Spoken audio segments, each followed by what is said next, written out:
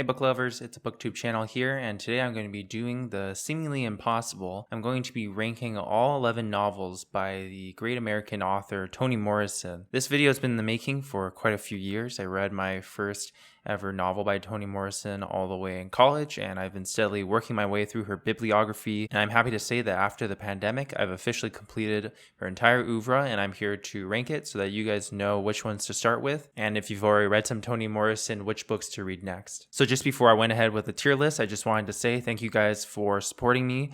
I've been trying to upload videos more regularly, and if you like videos like these, please like and subscribe for more bookish content, and please leave comments too. I really love engaging with my viewers' comments and responding to them, and especially for topics like these where everyone has different personal preferences in regards to what styles of novels that they like and which particular novels really influence them. I really love seeing how other people would rank these novels. My rankings are not based off of anything objective. They're really absolutely no indicators of literary merit or achievement at all. Really, how I rank these novels will be based how they have influenced me in my personal life and whether or not I would reread them, and that's obviously dependent on the setting and the time, how old I was, which point in my life I'm at when I'm reading these books. All right, so without further ado, let's move on to the first book. I do have my iPad here, which I've taken some notes on just so that I can give you guys a quick plot summary of each book before I discuss how I'd rank them.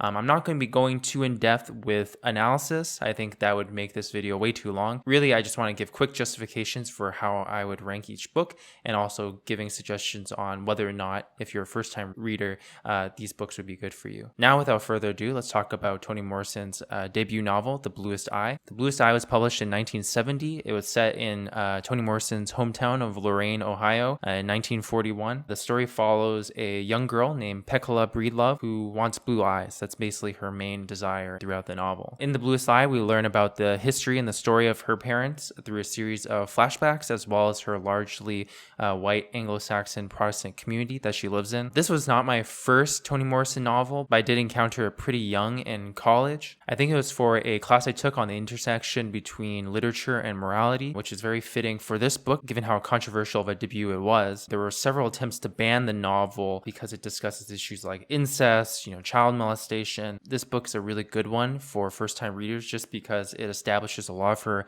primary themes, which she focuses on later in her career. Issues about skin color, shadeism, beauty, the power of love, as well as community. What I love about this book is not only because it's short and relatively easy to read, but also because it gives a good introduction to the experimental side of Toni Morrison. There is definitely a string of books in her bibliography that I would say are more experimental than the other ones, and The Bluest Eye is one of them. And so if you like that kind of thing, you like modernist literature, I would definitely start with The Bluest Eye. I will say also that The Bluest Eye is probably one of Toni Morrison's most brutal novels, both psychologically as well as physically very intense. There are some scenes in this book that are just so graphic that I will never forget them. And I think if you read this book, you probably know what scene I'm talking about that really stands out to me. I really just like how Toni Morrison is getting her feet wet and figuring out how to use language to express, this racial self-loathing, self-hatred that's pervasive through so much of her literature. I think even just the opening passages with the Dick and Jane excerpts are really just kind of powerful and emblematic of how she approaches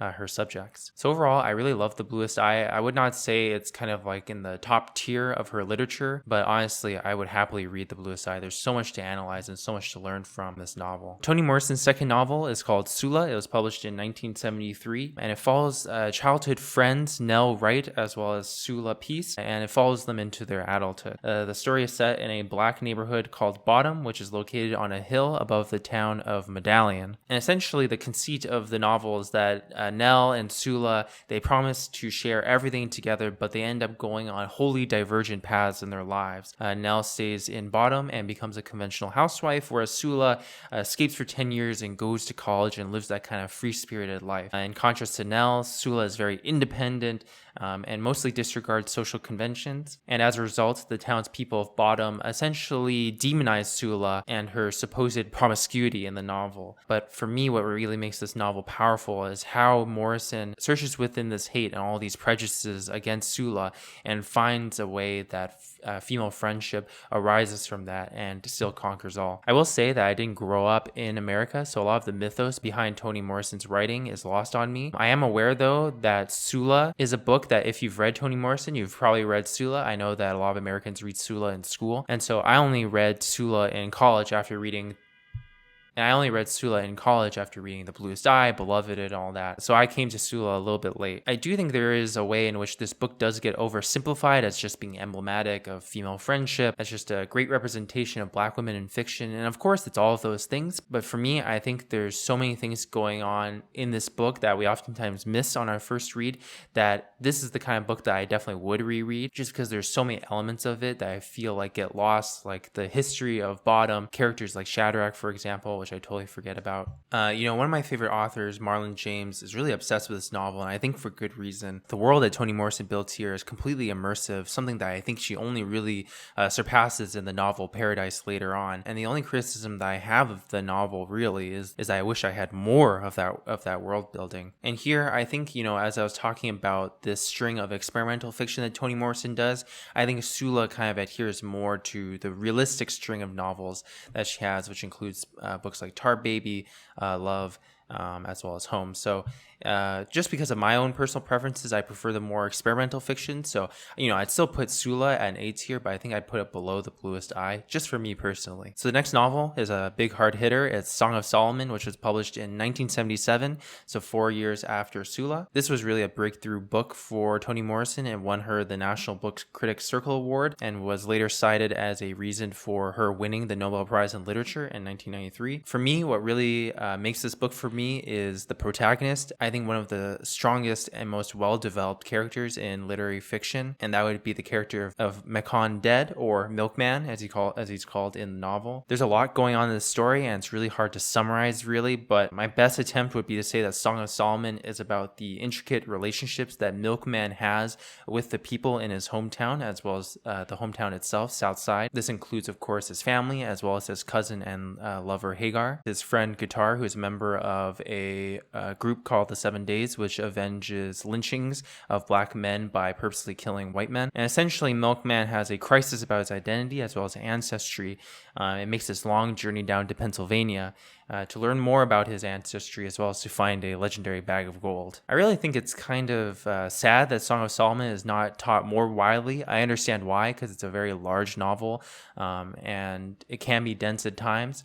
For me, though, the reason why I think that everyone who's interested in Toni Morrison should read Song of Solomon is because it's such a masterclass in style. I really think that for writers, there's an endless amount to learn here, and as a reader too, I think that Toni Morrison offers a lot in adding nuances to the quintessential American story. In this novel, she incorporates folklore from Native American cultures as well as African American and Islamic cultures, so I think there's a lot to learn here culturally. This is just one of those novels where Toni Morrison is super ambitious. She goes for a lot, and I think that she achieves all of her goals, which for me is just super satisfying as a reader and as well as a fan of Toni Morrison. Honestly, what I really love about this book is just the first few pages as well as the last few pages. Those are scenes that I'll never forget in my reading life. So honestly, Song of Solomon is one of my favorite of hers, so I will put it in the S tier. I really think that it's truly one of her best. Her fourth novel is Tar Baby, which was published in 1981. It's essentially a love story. It's about a romantic relationship between Jadine, who is a Sorbonne graduate, and a fashion model who is patronized by a wealthy white family who are called the Streets. And that family employs Jadine's aunt and uncle, as well as a man named Sun, who is a poor but strong-willed guy who essentially washes up on the Streets Caribbean estate, and Jadine and Sun start to have a romantic relationship. I know it's kind of sacrilegious to put any of Toni Morrison's works as B tier or below, but honestly, I did not like Tar Baby as much as her other novels. It's kind of this weird nadir between these two huge giants, Song of Solomon and Beloved. I'm not saying that there's anything ordinary or mundane about the romantic relationship between Jadine and Sun. There's a lot of traveling, a lot of writing. It's really interesting. But I do feel like there is some complexity psychologically, mythologically that's missing here. That's what I love about Toni Morrison's writing. Tar Baby is, again, one of those novels that kind of falls along the string of realistic fiction that starts with Sula. And I'd say that Toni Morrison has this thing where, especially with her shorter novels, where the novel is really based off of a single character and specifically a certain idea about that character. Like, you can kind of imagine Toni Morrison thinking like, oh, what if I had a character who graduated from the Sorbonne and she is so used to this wealthy nouveau riche lifestyle, can I build a story just based off of this one character? And Tar Baby certainly fits that kind of pattern. But I think because of that, there is a little bit of world building that's lacking for me in this novel. So for me, Tar Baby would be a B tier, but it's definitely not a weak book at all. All right, so the fifth book, another heavy hitter, it is Beloved, which was published in 1987, with Sula, arguably her most well-known novel and certainly one of her most well-read. I don't really have any hot takes here. This is the novel that basically won her the Pulitzer Prize. It's read in high school curriculums, college curriculums across the nation. It starts with one of the most famous first lines in all of literature, all about the infamous spiteful haunted house 124. And it's really hard to give a summary.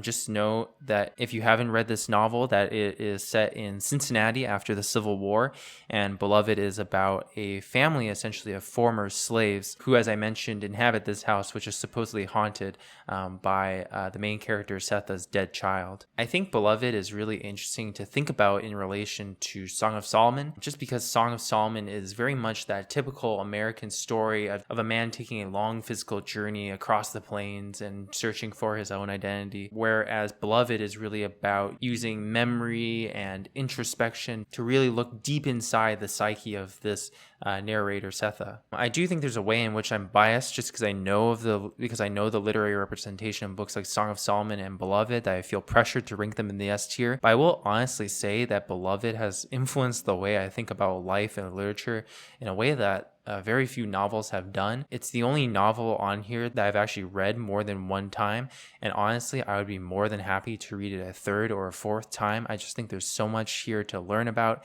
so much here to enjoy, so much here to immerse yourself in. Some of the most amazingly and most lovingly written scenes I've ever seen. And I think also because for me, I have this bias towards modernism and experimentation. I really think Beloved is kind of the apotheosis of American modernism, something that I think William Faulkner really wanted to achieve, but Toni Morrison goes above and beyond, mixing stream of consciousness with changing perspectives in a way that's disorienting, but in a devastating way, in a way that's totally gripping. And I think if you really pay careful attention to the way this novel is written, you'll see what I mean, that there really is layers upon layers going on in this story. So for that reason, I'm going to rank it above Song of Solomon. I think between this and Paradise, Beloved is one of my favorite novels of all time. All right, so the next book is Jazz, which was written in 1992. It's interesting because, and I didn't know this until I did some research for this video, that there's actually this kind of informal trilogy going on here between Beloved, Jazz, and Paradise, where it's modeled after Dante's Divine Comedy, where Beloved is the Inferno, where Jazz is Purgatorio, and Paradise is, of course, Paradiso.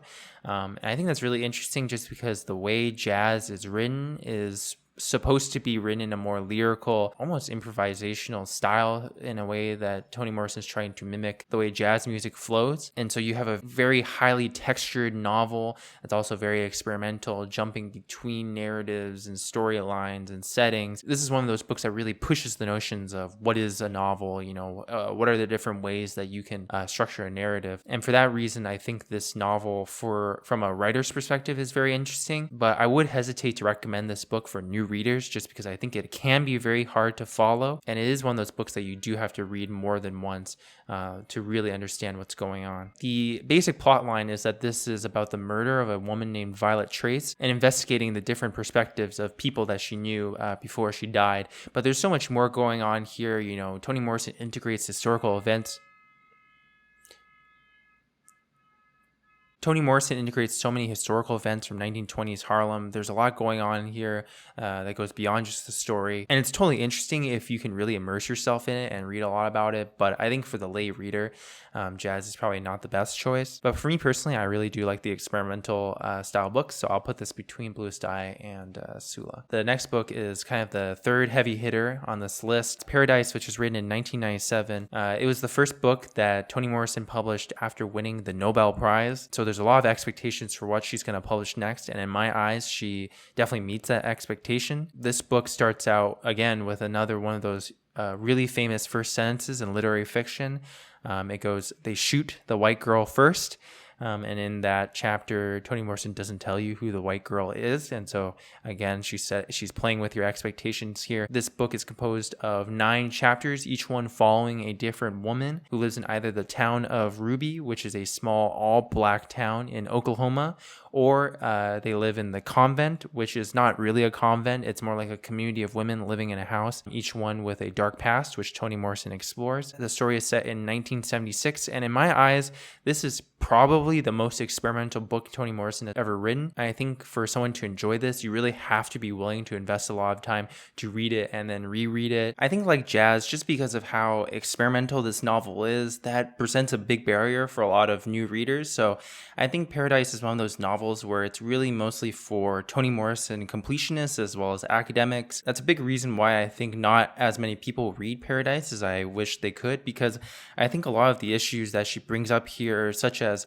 like black secessionism and these issues at the intersection of racism as well as intense misogyny and hatred against the women in this story, I think those are issues that are still extremely pressing in the current day. And I think this book does an especially good job of expressing those issues. I just don't think there's a lot of limelight on this novel, which I think is really unfortunate. For me personally, I would love to reread Paradise. I would need, I think, at least a few weeks, just because I know from my first read how long it takes to quote unquote slog through this novel.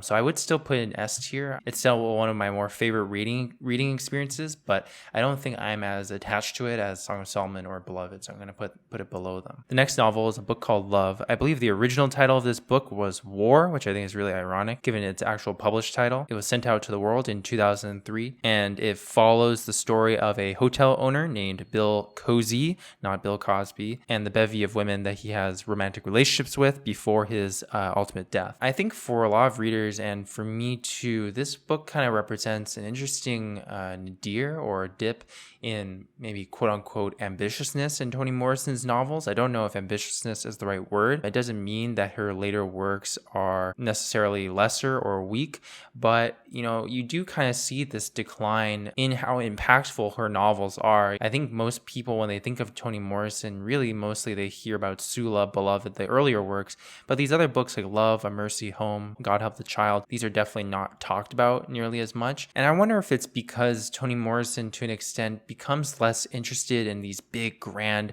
narrative ideas that she has in Beloved or Song of Solomon, and kind of more focuses on using narrative technique and honing and mastering her narrative technique to express the desires in day-to-day of mostly just ordinary people. Kind of the main protags of these novels are really just ordinary people, and she does kind of push towards more like modern day setting to use in her novels. And so while the characters in these later works may not be as grand as say Makonded or Setha, I do think there's a sort of intimacy that Toni Morrison is trying to go for without going into all the psychological exploration and all that literary effort that she does in her earlier works.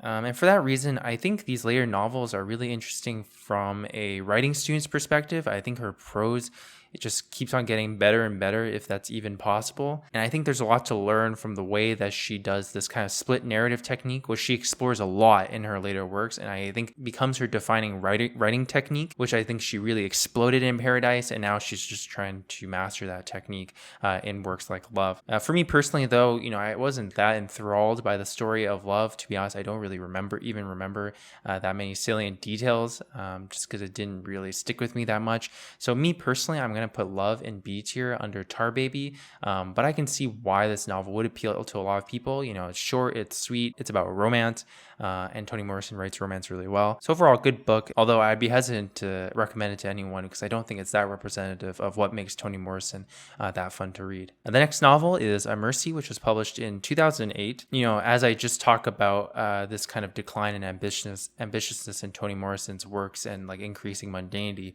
she comes out with this novel, which is this super experimental work that kind of goes back to, I guess you could call it, the primitive or primordial origins of slavery in America. And really, when you're reading this book, it really feels like a whirlwind. There's no sense of conventional narrative at all in this story, which for some people like me can be exhilarating, but I know for some people it can be kind of a barrier to entry. Just to kind of set out the basic story of this book, the story follows a woman named Florence, who is a slave who works on a farm farm in rural New York under the auspices of one Jacob Vark. The story also follows a woman named Lena, who is a Native American laborer also on the farm, whose tribe essentially gets decimated by smallpox, where she's one of the few remaining survivors. The narrative also follows a woman named Rebecca, who is Vark's wife, and her story is that she leaves for England to marry Vark, a man who she's never met before, and they meet in America. So you can kind of see where all these characters have an essence of rootlessness, and that's the main theme of this story that Toni Morrison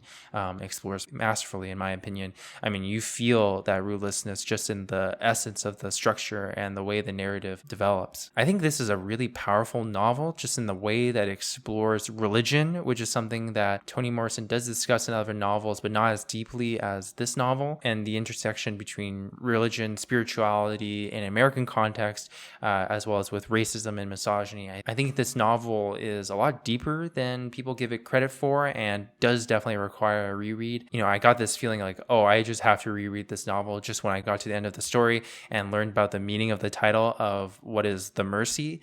After that, I was like, okay, I definitely have to pick this book up again in the future, and I look forward to it because I think this book is really profound. Again, just because of the experimental nature, I wouldn't necessarily recommend it to a new reader, although it is another slim volume, so it wouldn't take you that long to read. It's just hard for me to believe that on a first read that you could really truly understand what's happening here. There's definitely a lot of pieces to this puzzle, and I would definitely rank it A tier. I don't know if I prefer it more than Sula, so I'm going to put it below that. Okay, so this novel, Home, is the only book on this list that I actively kind of dislike. It was published in 2012, and the story is that it follows a Korean War veteran named Frank Money, as well as his sister C in the 1950s. And don't get me wrong, the prose in this book is perfect and well written. The parallels with the Odyssey are masterful, and obviously the brutality in a lot of these scenes are really well written and really stand out to me. I do think this is a very compassionate depiction of violence against Black bodies in the Jim Crow era that really needs to be talked about more. Again, and like I talked about before, it kind of feels like Toni Morrison is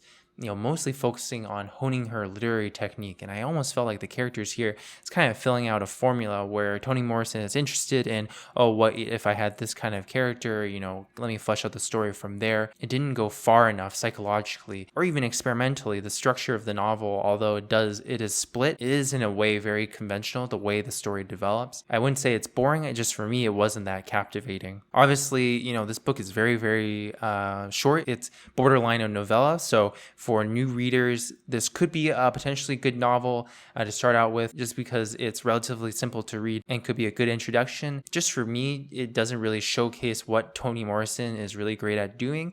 So that's why I would rate this relatively low compared to the other novels. So this is going to be the only book that I put in a C tier. I just really can't foresee this novel gaining that wide of a readership. Even academically, I don't feel like there's a lot of attention being given to this novel. Okay, so the final book on our list is God Help the Child. This was published in 2015, and I have the Knopf edition. Just if I can go on a personal tangent here, Toni Morrison's death in 2019 really hit me like a ton of bricks.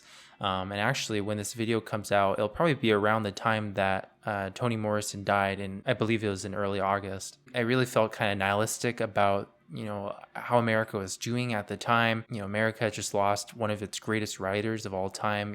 How can we survive, and all these kind of thoughts. And I was in the middle of this completionist reading project of going through Toni Morrison, and there were times where I did feel kind of defeated about the whole thing. But then I read God Help the Child, and I really got reinvigorated with that sense of really wanting to read the rest of her works, because I really love this book that much. And just to give you some background about this book, it's not really clear when it's set in. It's obviously a more modern setting compared to her other books, although there's no cell phones, and I don't think there's any explicit mention of any years. So the story begins with a narrative of a woman named Sweetness, and then goes on to the narrative of her daughter named Bride, and then the narrative is split amongst different people who Bride encounters in her story. The main subject of this novel is shadism. That's why in the cover. You have all these different colors in the letters, of course, except for the word child, which is all in white. And the idea is that in the book, Bride has very, very dark skin. In fact, it's described as blue-black skin. And, she's able to use that and is often described as the most beautiful woman. But, of course, Toni Morrison complicates the issues by saying that just because you're beautiful doesn't mean that you can succeed in the world.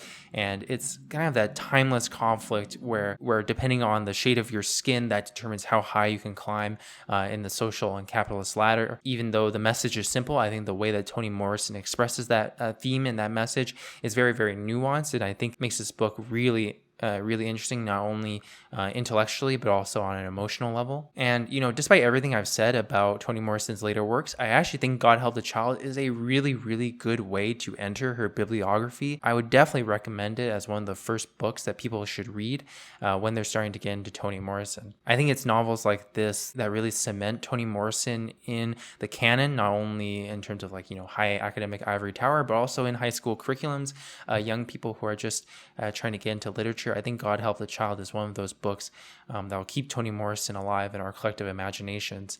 And I'm very excited to reread this book. I will put it in A tier, and I'll actually put it just above The Bluest Eye, just because I really like this book. Okay, everyone, so thanks for sticking with me. I hope you guys enjoyed this video, and if you want me to make more videos like this, please comment below. I love to see how you guys would rank these books. Again, I love engaging with you guys, my viewers, and I really appreciate all your support. So yeah, please subscribe for more bookish content, and I'll see you guys later.